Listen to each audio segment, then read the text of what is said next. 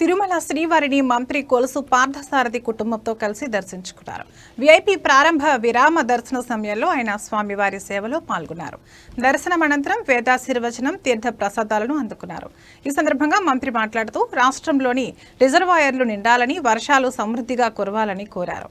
ముఖ్యమంత్రి చంద్రబాబు చేపట్టిన విజన్ 2047 స్వర్ణాంధ్ర ఆలోచనలు నెరవేరాలని స్వామివారిని వేడుకున్నట్లు తెలిపారు.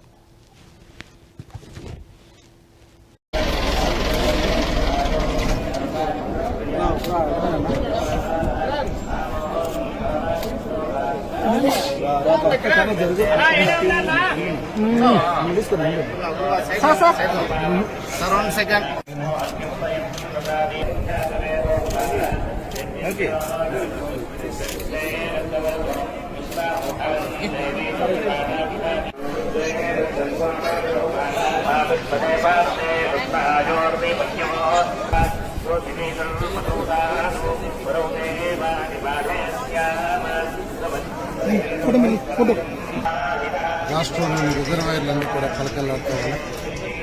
మరి భగవంతుడి ఆశీర్వాదంతో వర్షపాతం కూడా చక్కగా ఉండి రైతులందరూ కూడా వ్యవసాయం, పాడి పంటలు బాగుండాలని చెప్పేసి భగవంతుడు ప్రార్థించారు.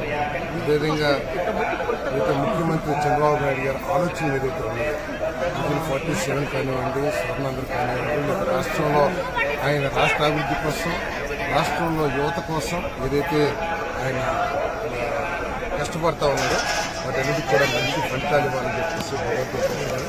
అదేవిధంగా రాష్ట్రంలో ఎక్కడ కూడా విద్వేషాలు ప్రజ్వరిల్లకుండా, ఎవరు దాన్ని విద్వేషాలు రగిల్చాలని చెప్పేసి ప్రయత్నం చేసినా కూడా అటువంటి ప్రయత్నాలన్నింటినీ కూడా భగవంతుడు అనగదొక్కాయని చెప్పేసి ప్రజలందరూ కూడా మంచి శాంతియుత వాతావరణంలో వారి వారి కుటుంబాలు చల్లగా ఉండాలని చెప్పేసి భగవంతుని ప్రార్థించారు.